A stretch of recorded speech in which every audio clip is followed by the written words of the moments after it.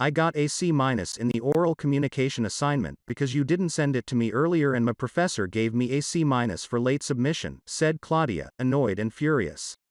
I'm sorry baby, but I'm on a tight schedule. Work has been stressful lately and I did your assignment as soon as I got free, I said, trying to calm her down. It had been 8 months now since we both were dating each other.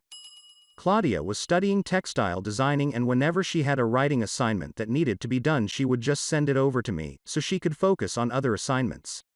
I was now accustomed to being insulted every time she would score low on an assignment that I would do. It was the same pattern over and over again. She would get furious and address me in a condescending manner. But why was I getting insulted? I was doing her a favor by helping her out. Didn't she realize that? How did she ever got so comfortable insulting me every time she scored low? The answer was simple and obvious.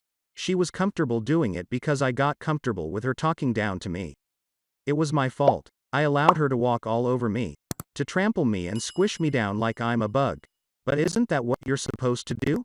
To stand by the person you love through thick and thin no matter how unlovable they might become. Epiphany, needless to say, my relationship lasted only for a year and a half and the last couple of months were agonizing.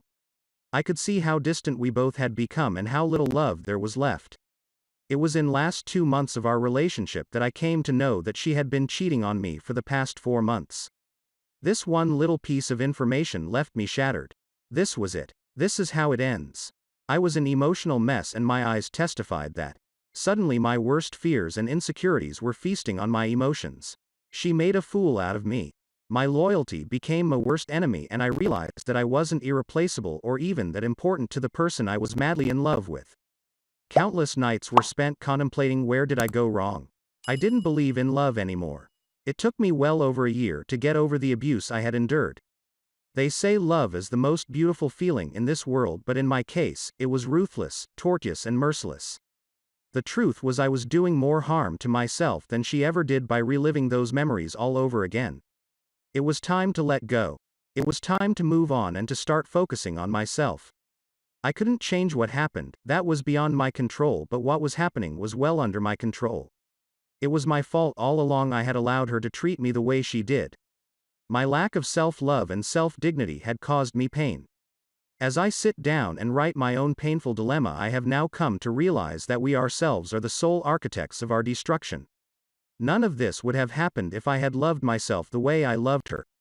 So now I say this, and I say this with complete certainty, that no one is worth your pain or misery. No one will ever love you the way you want if you don't love yourself. After realizing where I was wrong, my faith in love has been restored. It wasn't an easy or desirable journey, but it was a journey I had to take. I learned the hard way, and now that I have done, there is no going back from here, only moving forward. So before you fall in love with someone else, ask yourself, do you love yourself?